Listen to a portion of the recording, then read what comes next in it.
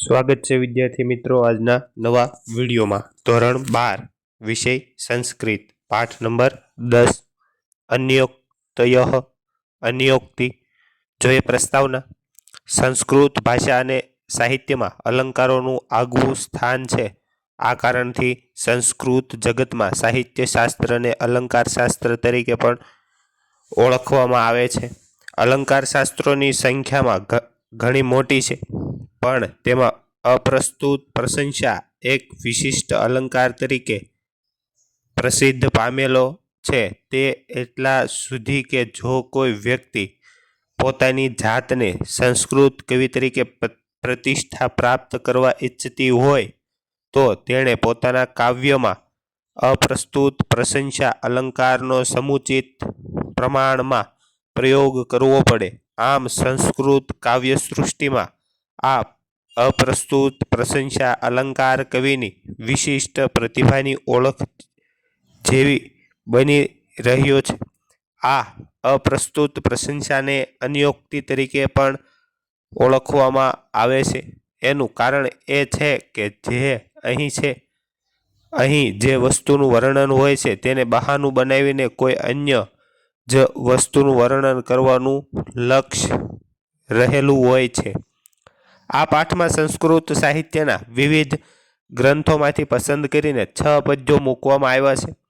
આ બધા પદ્યોમાં અન્યોક્તિ છે. પ્રથમ પદ્યમાં શેષનાગને બહાને માણસને વધારે પડતી ભૌતિક સુવિધાઓ ન ભોગવવાનો ઉપદેશ આપવામાં આવ્યો છે. દ્વિતીય પદ્યમાં કર્ણની પ્રશંસા છે, પણ તે લાગુ પડે છે બધા દાતાજનોને. તૃતીય પદ્યમાં વાત વૃક્ષની છે, તે પરોપકાર કરનારની દરેક વસ્તુને વિશિષ્ટ સંદેશ આપે છે. ચતુર્થ અને પંચમ પદ્યમાં વિષય વસ્તુમાં ક્રમશઃ જળ અને કમળ કેન્દ્રમાં છે, પણ વિચારતા તેમને દરેક માણસની સાથે મૂકી શકાય છે. છેલ્લું પદ્ય કૂતરાનું અને હાથીનું વર્ણન કરે છે, પણ તેમાં 2 પ્રકારના માણસોની પ્રવૃત્તિ આલેખી છે અને સ્વમાન સર્વોપરી છે એવો સંદેશ આપવામાં આવ્યો છે. અપ્રસ્તુતને સમજવા માટે સામાજિક વ્યવસ્થા, લોકાચાર, રૂઢિ, શ્લેષ, વિરોધ વગેરે આવશ્યક હોઈને કવિને માટે અને વાચકને માટે થોડો પડકાર સામે આવે છે, પણ તે સરસ રીતે સમજાય તો વાચકને અનેરો આનંદ પણ આપે છે. પહેલા નંબરનો શ્લોક. યતિ તે નાગ શીર્ષાણી તતિ તે નાગ વેદનાઃ ન સંતિ નાગ શીર્ષાણી ન સંતિ નાગ વેદનાઃ. અનુવાદ. હે નાગ, જેટલા તારા મસ્તકો છે તેટલી જ હે નાગ તારી પીડાઓ છે. હે નાગ, જો તારા મસ્તકો નથી તો તારી પીડાઓ પણ નથી. બીજા નંબરનું. એકઃ કર્ણમ હિપતિઃ પ્રતિદિનમ લક્ષાધિકા યાચકાઃ કસ્મે કિમ વિતરિષ્યતિ મનસા ચિંતામ વૃથા મા કૃથા આસ્થે કિમ પ્રતિ યાચકમ સુતરોઃ પ્રત્યમ બુધમ કિમ રવિઃ ચંદ્રઃ કિમ પ્રતિકેરવમ પ્રતિલતાગુલ્મમ કિંભોધરઃ. જોઈએ અનુવાદ. રાજા કર્ણ એક છે, પરંતુ દરરોજ લાખોની સંખ્યામાં યાચકો હોય છે. હે રાજા કર્ણ, કોને શું આપીશ એમ મન વડે વ્યર્થ ચિંતા કરીશ નહીં. શું પ્રત્યેક ભિક્ષુક માટે કલ્પવૃક્ષ હોય છે? શું પ્રત્યેક કમળ માટે સૂર્ય હોય છે? શું પ્રત્યેક પોયણી માટે ચંદ્ર હોય છે? શું દરેક લતા સમૂહ માટે વાદળ હોય છે? ત્રીજા નંબરનો.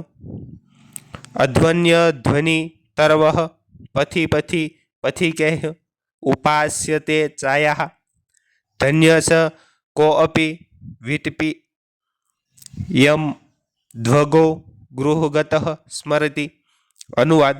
માર્ગે માર્ગે વૃક્ષો હોય છે અને માર્ગે માર્ગે મુસાફરોથી વૃક્ષોની સાયાનો આશ્રય લેવાય છે. તે કોઈક વૃક્ષ ધન્ય છે જેનું ઘરે પહોંચેલો મુસાફર સ્મરણ કરે છે.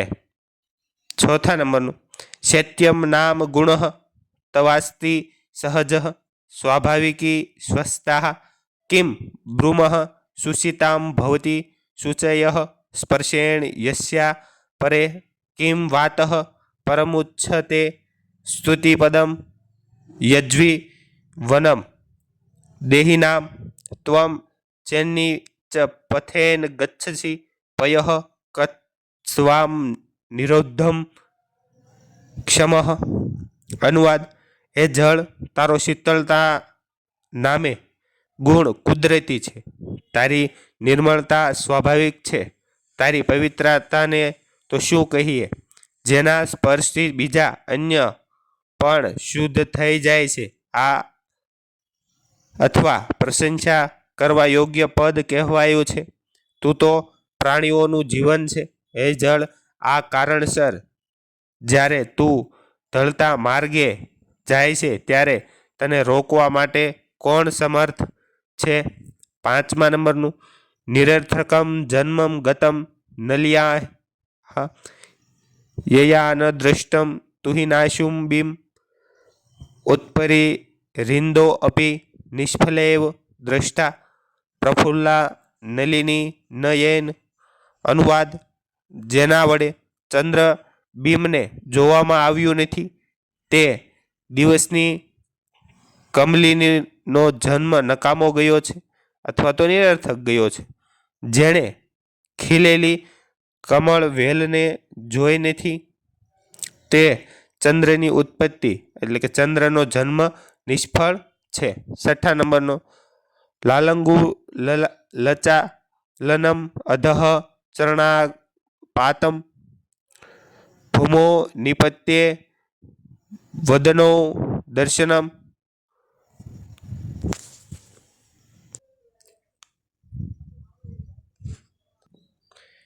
સ્વાહા પિંડદસ્ય કૃતે ગજ અંગવસ્તુ ધીરમ વિલોકયતિ સાટુ સતેશ્વ ભુક્તે.